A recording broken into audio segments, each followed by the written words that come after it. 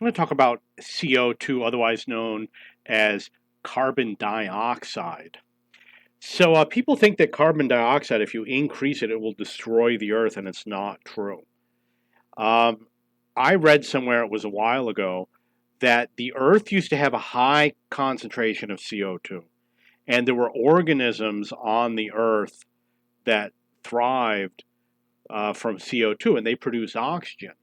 And what they did was they consumed all the CO2, produced oxygen, and then they died off. They literally died off because they consumed all the CO2 and they couldn't survive off of oxygen. And then the Earth became a planet that is oxygen based. And you can see it is exactly 2.7 billion years ago, even though over here it says it was 500 million years ago.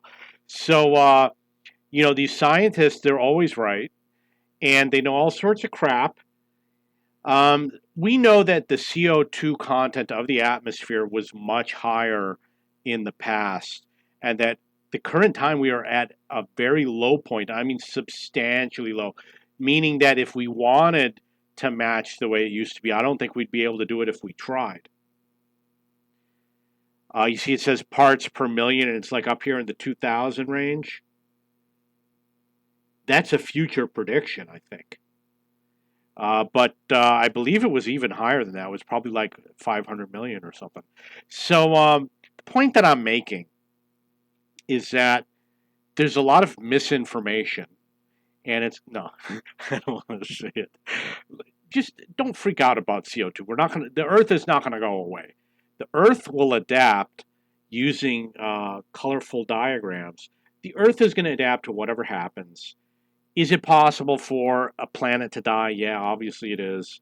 You have the magnetic core, you have the atmosphere. For example, if the moon used to have an atmosphere, right now it either doesn't or it's too negligible to matter. And the same thing goes with Mars. Like Mars, I don't think has a magnetic core, which means you can't use magnets. It means you can't navigate Mars. Can't use a compass. So the point that I'm making is, there's alarmists who want you to believe that the world's going to end in the near future.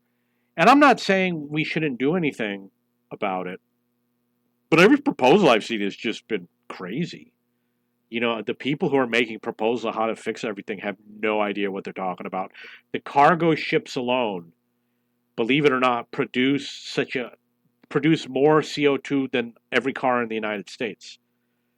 And how you going to make cargo ships not run on CO2? We're going to put sails up or something? So the point that I'm making is that CO2 is not a big danger. It's not an immediate danger to human beings or plants. Plant life, they kind of like the CO2.